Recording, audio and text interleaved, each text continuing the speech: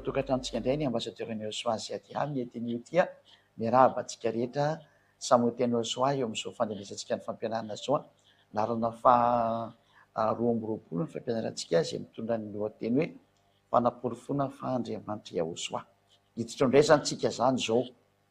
Raha nojerevantsika ny tenin'Andriamanitra dia mahitsy be ny tenin'ny Mose hoe meno ny tenin'ny mpaminany satria teny avy amin'Andriamanitra iny aleo angamba ny everentsika foana iny tenin'ny Mose iny satria miainga amin'iny foana ny zavatra izany. Rehefa misy zavatra marinina zany dia tsy maintsy miainga eo amin'ny tenin'ny mpaminany foana tsika mba tanteraka ny fahamarinana rehetra hoe mpaminany ianonao.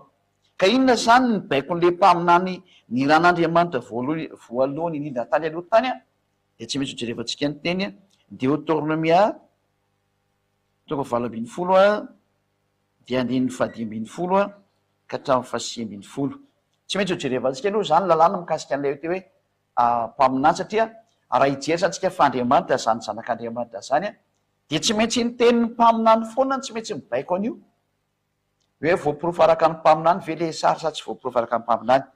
Ndao jerevantsika tsara izy. Deutéronomia 18:15. Izany hoe verimberina foana Deutéronomia 18:15 ka io ny fototra ny zavatra rehetra. Rehefa hiaraka amin'ny Andriamanitra ny jiosy ianao dia tsy maintsy io Deutéronomia 18:15 io foana no mifototra ny zavatra rehetra zany. Mpaminany avy eo aminao dia avy amin'ny rahalahinao tahaka ay no atsangany avy Andriamanitra ao anao ka izy no henonareo. Zany hoe ôry zanak'Israely eo mihenonareo any teny io mpaminany io ho an'izay mino ny mpaminany zany dia tsy maintsy mihaino ny tenin'ny mpaminany. Mabaiko n'Andriamanitra ilay izy fa tsy misy hoe le mpaminany inonao fa ny teniny tsy inonao dia zavatra tsy mifanaraka mihitsy zany. Dia vaketsika eo amin'ny 9:20. Mpaminany no atsangako azy avy amin'ny rahalahiny. Ity mpaminany ity zany dia tsy dina foana fa Israelianina satria avy eo amin'ny rahalahiny eo.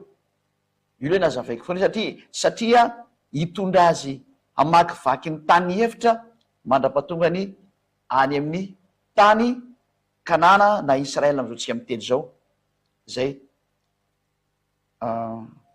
Ka ataoko ao am-bavany ny teniko. Any ny teniko ho Andriamanitra dia ataoko ao am-bavany ka holazainy aminy izay rehetra andidiko azy. Zany hoe le tenin'ny mpaminany zany dia didy io.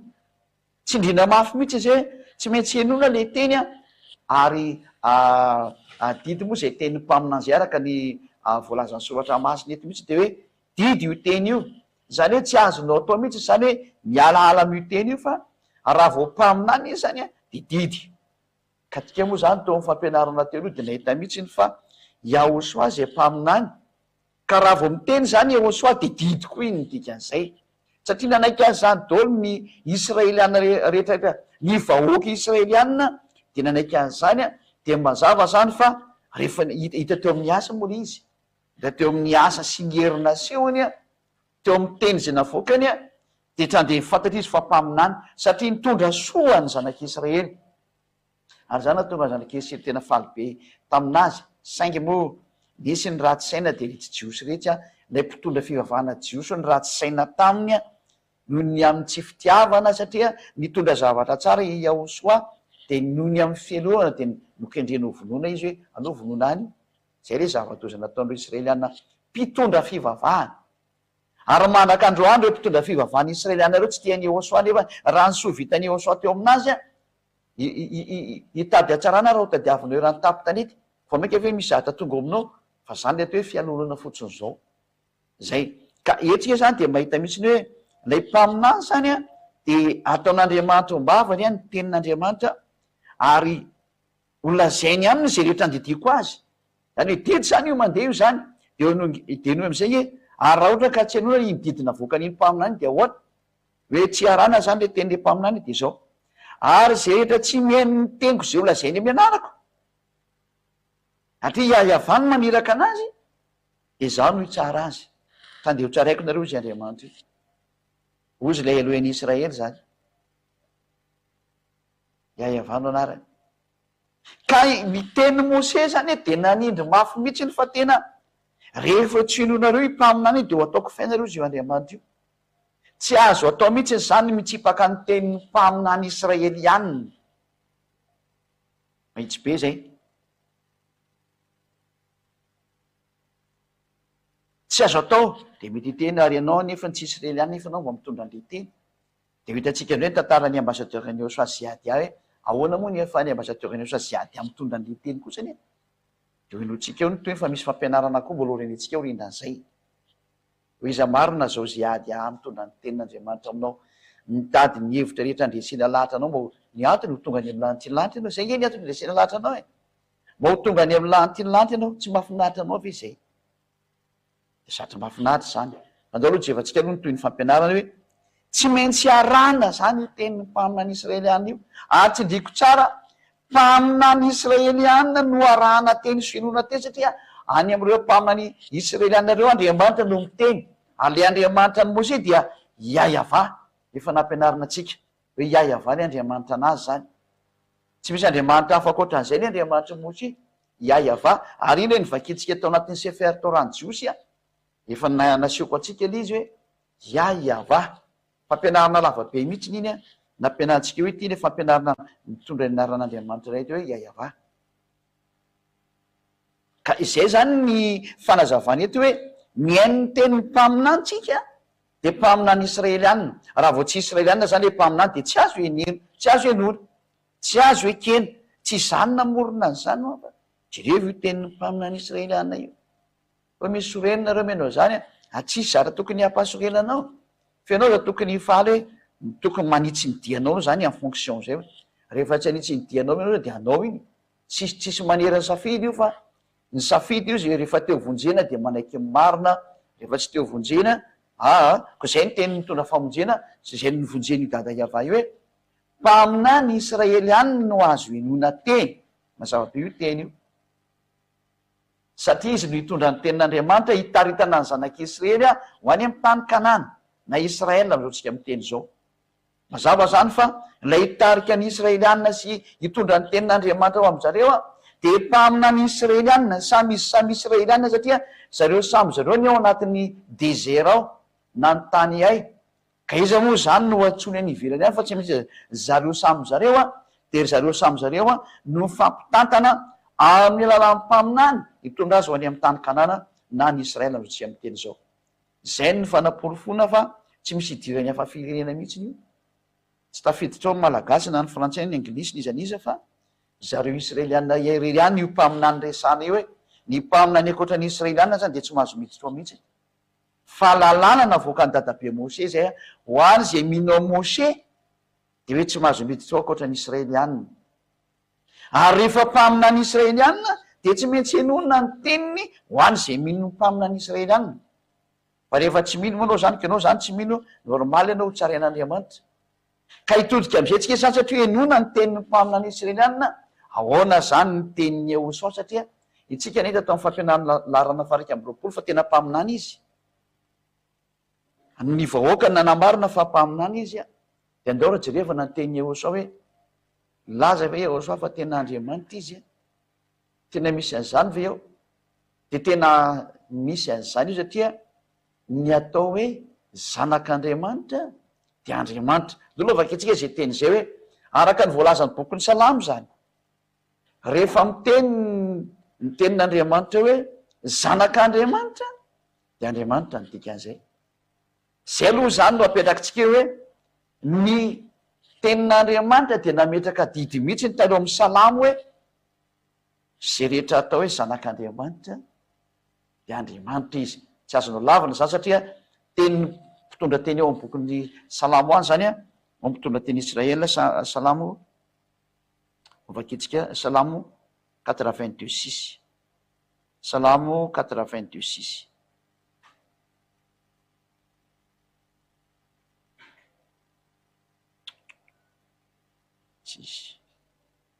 Salamo 82 dinindininy fahenina.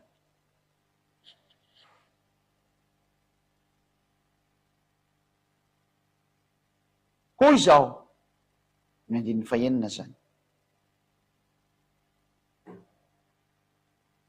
Hoy hoy zao Andriamanitra ianareo ary zanaky ny avo indrindra ianareo rehetra. Mazava dia mazava mihitsy le tenin'Andriamanitra hoe Andriamanitra ianareo ary zanaky ny avo indrindra ianareo rehetra, zany hoe zanak'Andriamanitra zany. Ka eto zany ny lalàna dia miteny mihitsy araka amin'ny bokin'ny Salamo hoe rehefa zanaky ny avo indrindra zany de Andriamanitra zay. Andriamanitra zay zany soatra masina. Ka andao jerevantsika raha ohatra ka tena nyteny io zanak'Andriamanitra io hoe zao dia zanaky ny avo indrindra, zany hoe zanak'Andriamanitra izy zany ny dikan'izay, zanaky Iayava zany. Ndao jerevantsika raha nyteny an'izay izy, raha nyteny an'izay izy dia Andriamanitra izy, tena Andriamanitra mihitsy izy. Fa raha tsy nyteny an'izay izy io zanak'Andriamanitra mpaminany lehibe io Yahosoa io, raha tsy nyteny an'izay izy dia tsy Andriamanitra izy. Fa raha vao nyteny kotsiny izy hoe zanak'Andriamanitra aho dia Andriamanitra izy ny dikan'izay. Andao jerevantsika izy satria mazava io lalàna hitantsika io hoe hoy zao Andriamanitra nareo ary zanaky ny avo indrindra ianareo rehetrarehetra, zany hoe ny zanaky ny avo indrindra zany ny zanaka ny Iayava dia Andriamanitra izy ny dikan'izay. Asa tena mahafinaritra be mihitsy zany, tena mahafinaritra be. Kadoro jerevantsika mihitsy raha ohatra ka niteny an'izay hoe zanaky ny avo indrindra zay Yahosoa, de hoarantsika tondray ny ten'Andriamanitra zay nambarany Yahosoa ny mikasika ny am'izay hoe zanaky ny avo indrindra zay zany. De vakitsika eo amin'ny bokin'ny Lioka toko 2:20 de vakitsika eo aloha. Lioka toko 2:20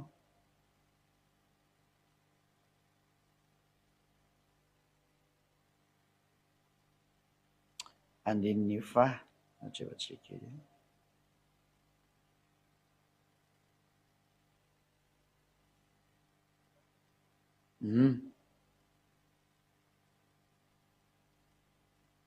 Vingt-deux 70 de hoy izy rehetra zanak'Andriamanitra ve ary ianao, ary hoy izy taminy voalazanareo fa izao no izy zay ary. Mazava be zany fa tena nametrahana fanontaniana mihitsy ny Yahosoa teto hoe zanak'Andriamanitra ve ianao, de namaly Yahosoa hoe voalazanareo fa izao no izy, tena zanak'Andriamanitra mihitsy ny. Ka raha vao nyteny izy zany hoe zanak'Andriamanitra izy de iny izy ny dikan'izay satria mampaminany anazy de iny izy marina ny teniny mampaminany anazy de iny izy zany dikan'izay. Araka lalana teo hoe hoy zao Andriamanitra ianareo de zanaky ny avo indrindra nareo, ka le avo indrindra moa mazava be fa le Andriamanitra ny dikan'izay. Ka hoe zanak'Andriamanitra izy de mazava izy zany fa Andriamanitra izy ny dikan'izay. Io Yahosoa io zany tena Andriamanitra ny dikan'izay noho ny amin'ny fahatanterahany zany teny zany. Tsy misy azo lavina mihitsy ny Andriamanitra azy satria izy mpaminany Israeliana tsy maintsy ekena ny vahoaka mihitsy ny Israeliana no nametraka anazy ho mpaminany. Ka raha vao nyteny izy hoe voalazanareo fa za de zanak'Andriamanitra dia amin'ny maha zanak'Andriamanitra azy zany dia Andriamanitra izy. Nyresaka fotsiny hoe ivavahana izy sa tsy ivavahana de aleotsika hiaraka aminazy foana hoe ahoana moa zany satria ny Andriamanitra de teny ivavahana mihitsiny. Ka hojerevantsika foana se fa nlelotsika jery teny manaraka any mafitratsika mihitsy ny antiteny ty hoe nanamarina ve fa Yahosoa fa tena Andriamanitra izy de ovakitsika indray ny bokiny eo amin'ny Matthieu toko 7:15 Matthieu 17:5 vakitsika indray ty teny ty Matthieu ety moa zany tsika de hita mihitsy ny hoe nisy teny nidina mihitsy rehefa ny an-danitra ny teny taminy hoe ity ny zanako malalako zay sitrako de ity ny anohy zany hoe avy any amin'ny lanitra mihitsy no miteny fa zanak'Andriamanitra izy. Matthieu 17:5 zany. Zany hoe Andriamanitra mihitsy zany no manam-porofo amin'ny olombelona eto fa Andriamanitra izy fomba mieritreretra am'izay ianao. Ika vakitsika ny teny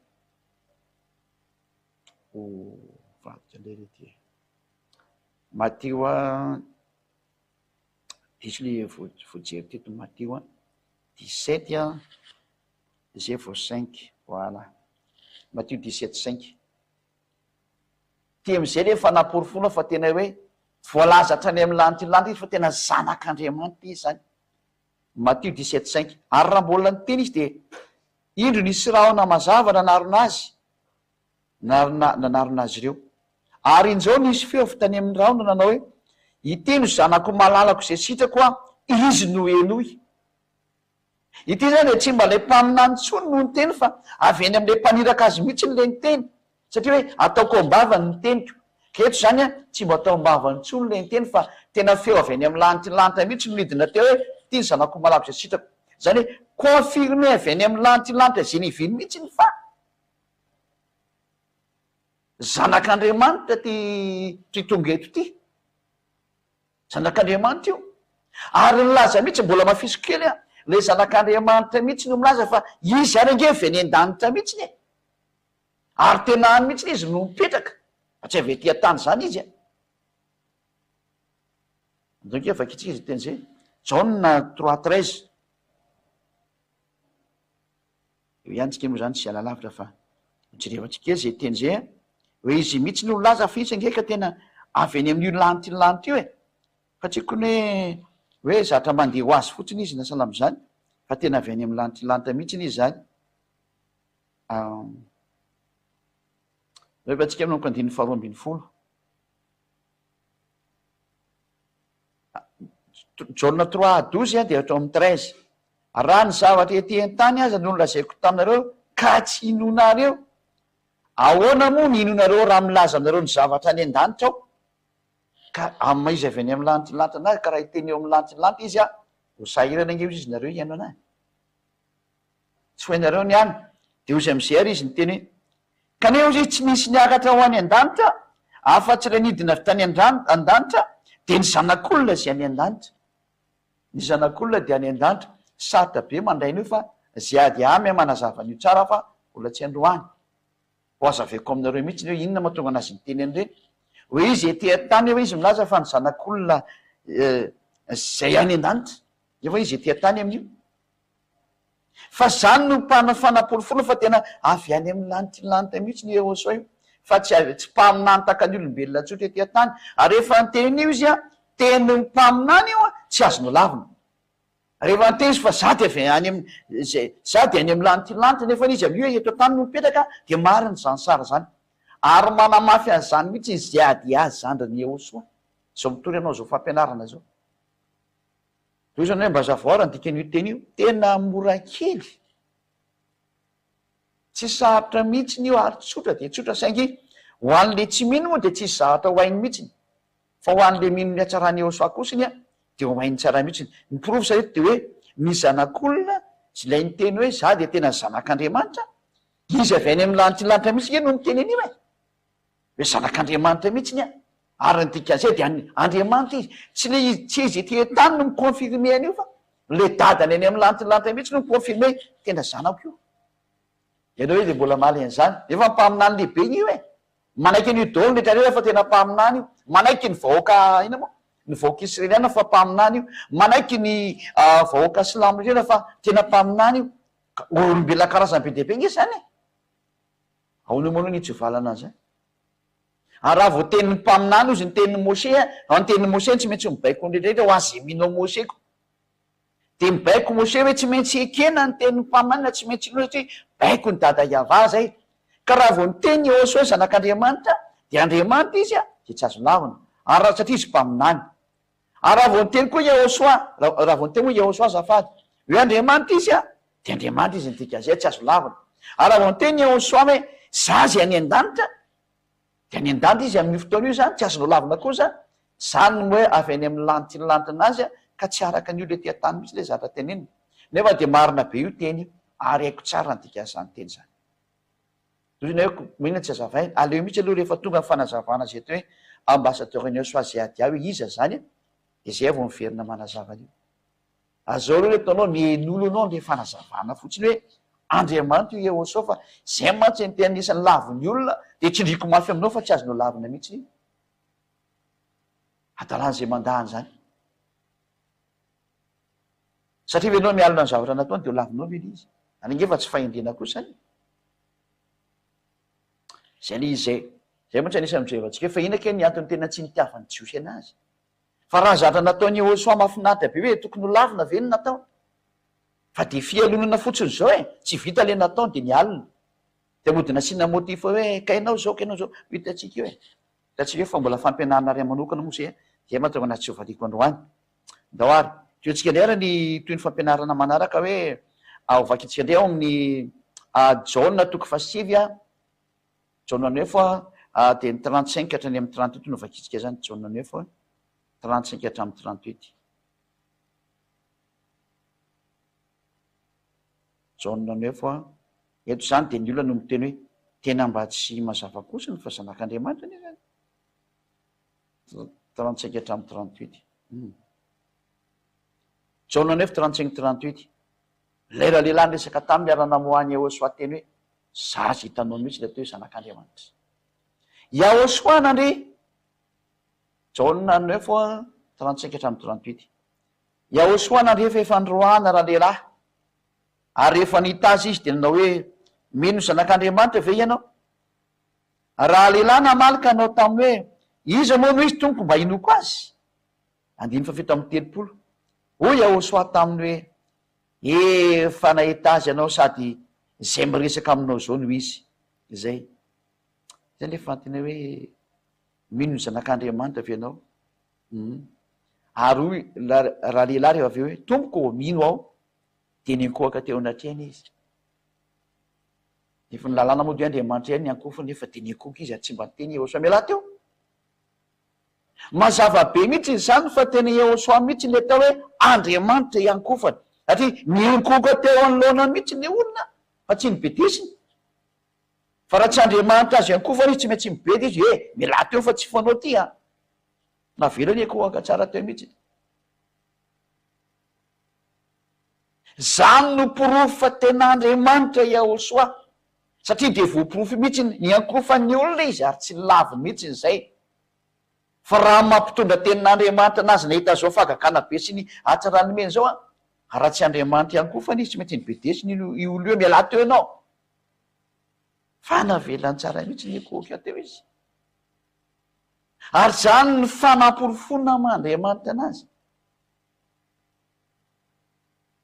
ary izy moa de mazava be le teniny ato hoe mino ny zanak'Andriamanitra ve ianao io mino ny zanak'Andriamanitra ve ianao de raha lehilahy namaly hoe iza moa no izy tompoko mba inoko anazy de hoy Yahosoa taminy efa nahita azy ianao sady zay miresaka aminao zao no izy zay eto zany Yahosoa mihitsy no confirme fa tena zanak'Andriamanitra izy ary raha zanak'Andriamanitra izy mazava be fa Andriamanitra izy nidika an'izay Andriamanitra mihitsy izy ary iankofana ho jerevantsika am'izay mihitsy ny hoe iankofana satria tsy maintsy mijery satria izy milaza fa avy any an-danitra ary tany an-danitra ny nakety de ho jerevantsika mihitsy ny zavatra nisy tany an-danitra zany amy lanitry ny lanitra tiotsika resany io inona ny zavatra nisy tany zao tsy aloha mbola jery mbola fanazavana ray any ihany hanamafitsatsika an'izay sary rehetrarehetra zay mihitsy ny hoe maninona moa hoe tena tsy azo lavina nge ny teny io zanak'Andriamanitra io misy teny kely jerevantsika eo amy Matthieu 3:17 aloha mbola nisan'ny sary kely manamarina azy kely atsika aloha ina moa voalaza ato am'ty Matthieu 3:17 tokoa raiky izy jerevantsika kely ny fanazavana ny teny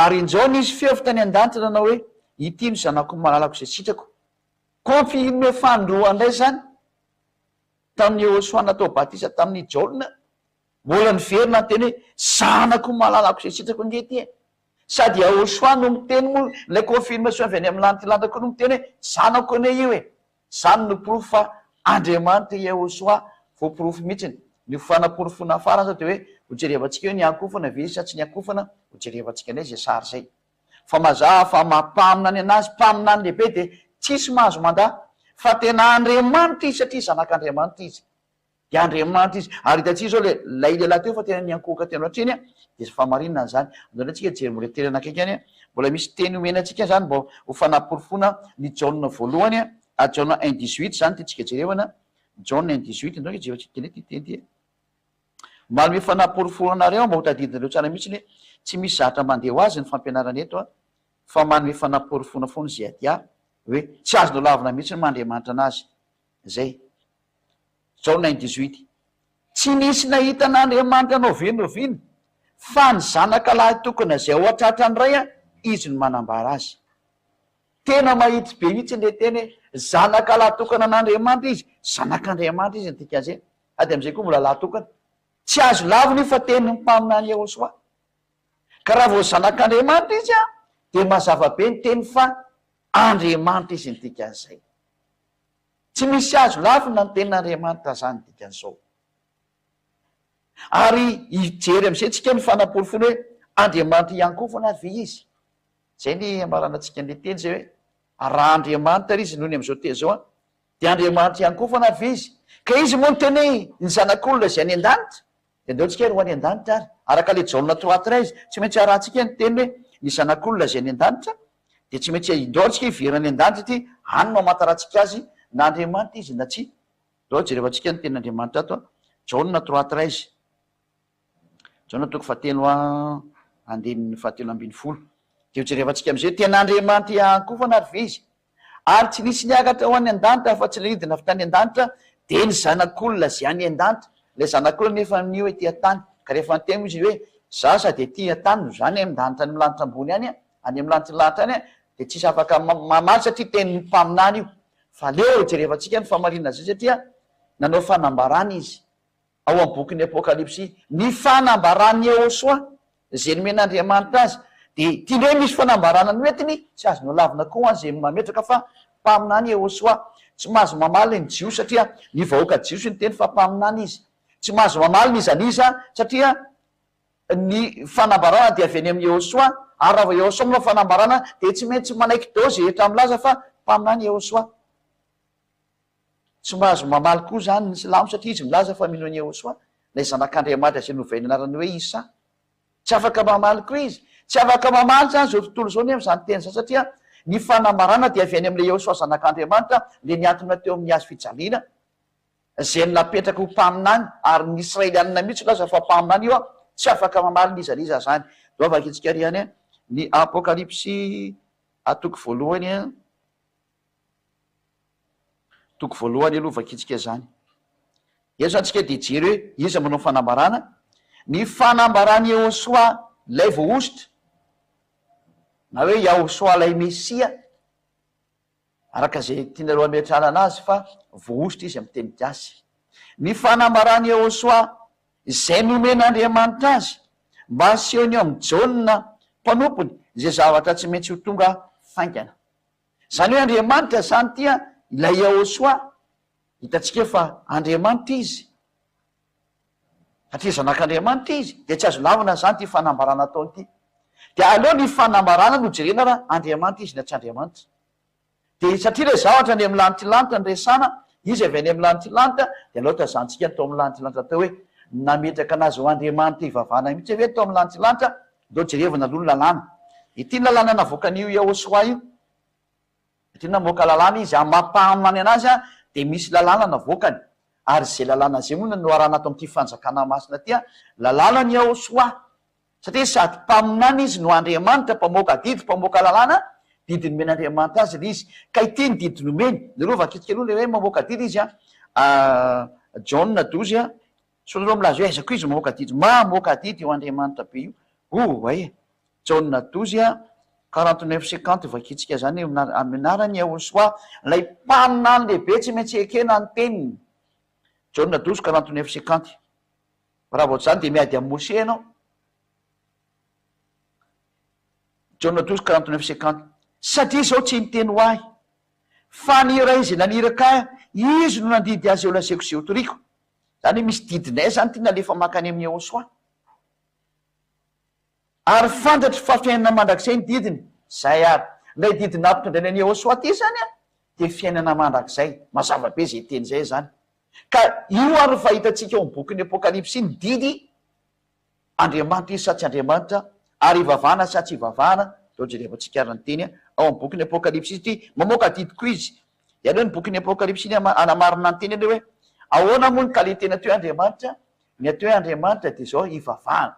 Raha ivavahana izy zany de zay le tena Andriamanitra ivavahana. Vakitsika ny Apokalipsy toko faharoa amby roapolo andininy fasivy ty lalàna ty lalàna atao amin'ny Jehosoa no meny dada iavana azy Apocalypse 29. De izy tamiko tandremo aza manao zao fampanompo namanao ihany aho satria lay Jona zany koka teo anoloana an'le tongotry le anjely efa nahitany fanambarana de nibedesy le anjely izy hoe aza manao zao fa mpanompo namanao ihany aho fa Andriamanitra ihany mivavao zay aza manao zao fa mpanompo namanao ihany aho sady namanimpamina ny rahalanao tsy izay mitandrina teny am'ity boky ity Andriamanitra ihany mivavao ataotsika ngeda be mihitsy zany hoe raha mivavaka ianao zany de le Andriamanitra ihany no azo ivavahana zany hoe raha vao tsy Andriamanitra zany de tsy azo ivavahana fa ny Andriamanitra ivavahana zany de mazava be mihitsy zany hoe raha vao tena Andriamanitra iankofana zany de ihany no mazo minkoaka de ndao jerevantsika raha Andriamanitra iankofana mihitsy sy ivavahana mihitsy ny Yehosoa de ndao jerevantsika ny bokin'ny Apocalypse 5 ary zay no itsika mamarana anazy Apocalypse ilazana fa tena hoe tena Andriamanitra ivavahana fa izy ka zay manaiky fampaminany Yehosoa de tsy maintsy manaiky an'ity teny ty satria fanambarana avy any amin'ny Yehosoa ty ary sary tao amin'ny lanitra mihitsy le nomeny araka le teniny hoe ny zanak'olona zay any an-danitra de any amin'ny lanitra lanitra zany anizy zany ka aleo jereva le zava-misy anazy any le misy anazy any de ny Apocalypse 5 vakitsika amin'nompo ny andininy fahinina ngamany izay amin'ny amboniny andininy fahinina ary hitako fa indro teo voany sy zafiandrianina sy zava-maneny efatra ary teo voan'olona de nisy zanak'ondry io le hoe indro ny zanak'ondr'Andriamanitra zay manefitra ny fahotany zao tontolo zao izy ny olona ary amin'ny bokin'ny Jaona no misy an'izay ary hitanay ny voninahiny sy ny maro samihafa ny teneny izy moa tsy tadidiko na randerangahy izy anarina izy zay ny voalazany zany zay ka Yehosoa le zanak'ondrin'Andriamanitra voalaza eto zany izy io zanak'ondry io Yehosoa io zanak'ondry io sao de tsy hainao ka eo maha zanak'ondry anazy zay mihitsy ny lazantsika ny hatsarany sy ny famareny aminao hoe izy Yehosoa ty resana ty de nitsangana tahaka ny vovovony izy nanana tandroka fito sy maso fito de ny fanahy fiton'Andriamanitra nirahana ka any amin'ny tany rehetrarehetra zay io zany voalohany io zany le Yehosoa iny io zay io le hoe le teny tonga nofo ary le teny de nonona tamitsika zany ilay hoe ny teny tonga nofo zany izy de tonga izy ka nandray ny boky teo an-tanakavanana mipetraka teo ambony seza fiandrianana nalainy Yehosoa zany lay boky teny amin'ny tananakavanana mipetraka teo ambony seza fiandrianana de rehefa niraisiny Yehosoa lay boky satria izy le zanak'ondry le ngano jevatsika kely zay hoe zanak'ondry zay le ohatsy karoatsika kely izy de misita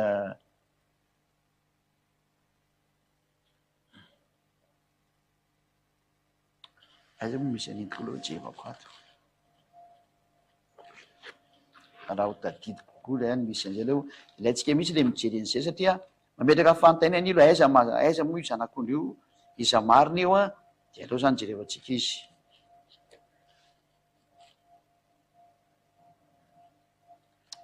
indro ny zanak'ondrin'Andriamanitra le manaisitra ny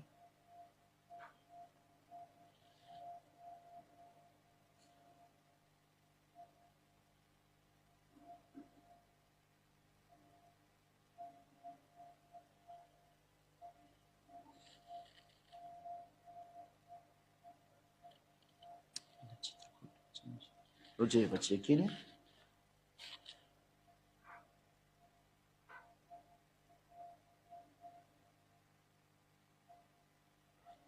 raha misy mahita an'izy moa zany de mandefa nitiaingana makaty de mba malakitsika zay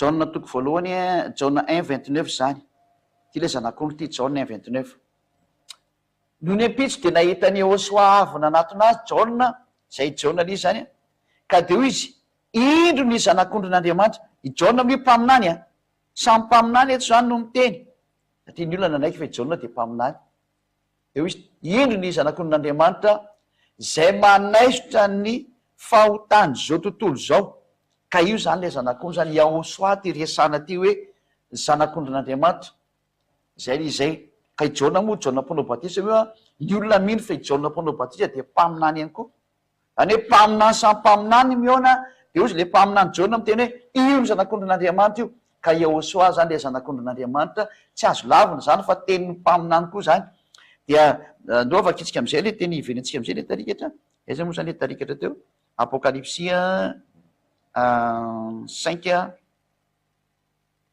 de efa kitsika aminonoko andininy fahenina fahavalo am'izay zany eo amin'ny fahavalo ary rehefa nandray ny boky ary izy le zanak'olo zany Yahosoa io ny zava-manana efatra sy ny lolo efatra amby roapolo dia ny ankohoka teo anatreny zanak'ondry io arafatra de ny ankohaka ary bevan'Andriamanitra io satria Andriamanitra ny akekeo ile Elohen'Israely eo izy ireo zany eto zany zao le Elohim lay dada Yahvah Yahosoa zany reo le Elohim reo satria plurielny Elohe de Elohim zany de reo izy roa reo teo anatreny zanak'ondry sady samy manana lokanga sy lovia volamena feno didikazo-manitra izy de vavaka ataony olona masina zany zany hoe sady ny akohoka izy no mitazona an'ilay lovia feno didikazo-manitra sady manana lokanga feno didikazo-manitra zay misy teo sady manana lokanga